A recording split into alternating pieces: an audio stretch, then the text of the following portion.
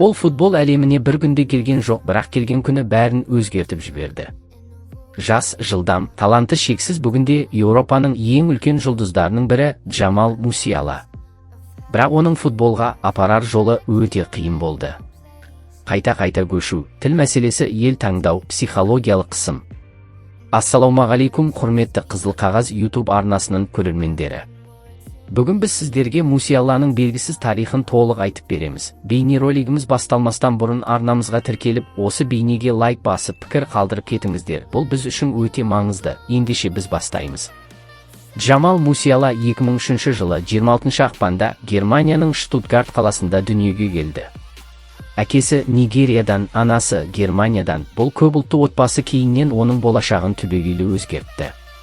3 жасында оның отбасы Англияға көшіп, кішкентай Джамал мүлде басқа ортаға түседі.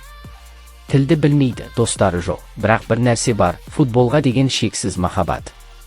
Анасы оны жақын маңдағы футбол академиясына апарғанда, жаттықтырушылар бірден байқады. Бұл балада ерекше бір нәрсе бар.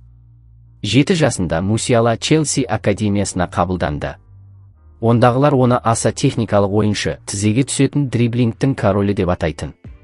Бірақ қызығы, Мусиала ешқашан көп сөйлемейтін, өте тұйық бала болған. Ол сөйлей алмайтын жерде техникасымен сөйлейтін. Жаттықтырушылар оның алдағы 10 жылдағы табысын дәл болжады. Ол Англияда ең үздік жас таланттардың қатарына кіре бастады. Бірақ ең қиын сәт 2019 жылы келді. Джамал 16 жасында үлкен таңдау алдында тұрды. Англия құрамасы оның бала кезінен ойнап жүрген елі, ал Германия құрамасы оның туған елі. Екі жақта оны өздеріне алғысы келді. Тіпті Англияның жастар жаттықтырушылары: біз сені болашақта негізгі құрамада көреміз деп уәде берген. Ал Германия жағынан оған: біз саған сенеміз, сен біздің болашағымыз деген. Осыдан кейін ол өмірін өзгертетін таңдау жасады. Мусиала Германия құрамасын таңдады. Кейін берген сұхбаттарында: мен жүрегіммен таңдадым, Германия менің үйім деген болатын. Және сол жылы Челсиден Баварияға көшеді. Бұл шешімді Англияда ешкім түсінбеді. Бірақ Джамал тәуекелге барды. Ол Бавария U17 және U19 жастар құрамында аз уақыт өнер көрсетіп, бірден негізгі командаға жол салды. 17 жасында ол Бундеслига тарихындағы ең жас гол соққан Бавария ойыншысы атанды. Жаттығуларда ол өзін дәлелдеу үшін бар күшін салған. Мюллердің өзі оған: егер өсуіңді қаласаң, бәрін маған қарап үйрен деген. 2021 жылы Чемпиондар лигасында ол әлемге өз тарихындағы немістер ішіндегі ең жас гол соққан ойыншы болды. Футбол әлемі бірден шулады. Мусиала жаңа мега жұлдыз.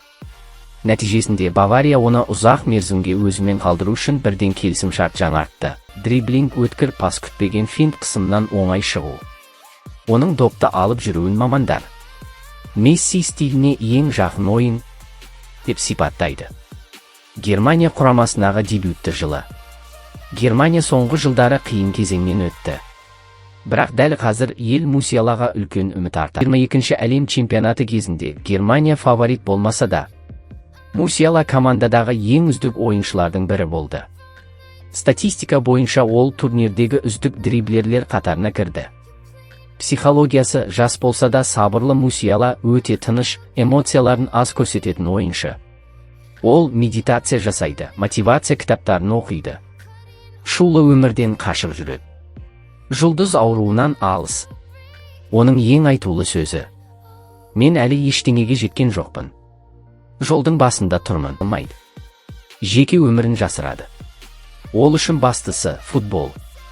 Алайда осы жылдың шілде айында Бавария Париж Сен-Жермен арасында өткен жолдастық кездесуде Мусиала париждік клуб қақпашысы Доннарумамен допқа таласта қақтығысып қалып, аяғынан ауыр жарақат алған еді. Міне содан бері 5 айдай уақыт өтті. Мусиала сол жарақаттан кейін алаңға оралмады. Оның тез сауығып кетуін тілейміз.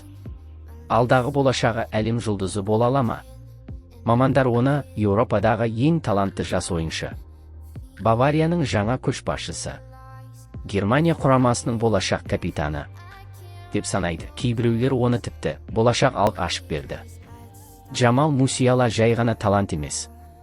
Ол екі елдің, екі мәдениеттің, екі футбол мектебінің тоғысуынан туған ғажайып ойыншы.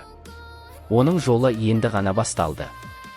Бәлкім болашақта біз оны футбол тарихындағы ең ұлы ойыншылармен қатар естиміз. Ал сіз Мусиаланың болашағы қандай болады деп ойлайсыз? Комментарийге жазыңыз. Және осы видеоға лайк басып, арнаға жазылуды ұмытпаңыз. Ендеше келесі кездескеше сау болыңыздар.